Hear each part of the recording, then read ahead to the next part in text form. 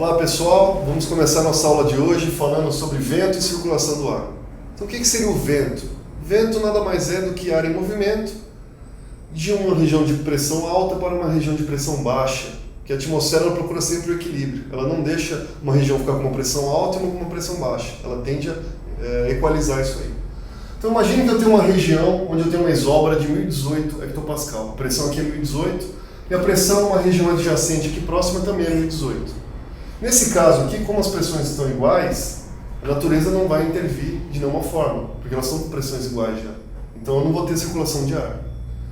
Se eu estou em uma outra região aqui, que eu chamei de 2, onde a pressão nessa parte aqui é de 1020 hectopascal e a pressão na região adjacente é de 1018, a natureza vai agir de forma a equilibrar essas pressões.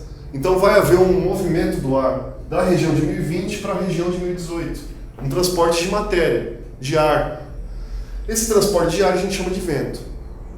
Tudo bem? Então vai sair aqui uma matéria dessa região de 1020 em direção à região 1018 até as pressões ficarem iguais. E aí cessa o vento.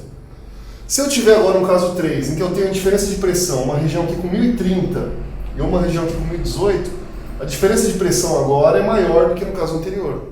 Então a natureza ela vai agir com mais ímpeto ainda, ela vai transportar a matéria com mais vontade, porque ela quer igualar as pressões estão muito mais diferentes nesse caso do que no caso anterior. Então eu vou ter um vento mais forte ainda.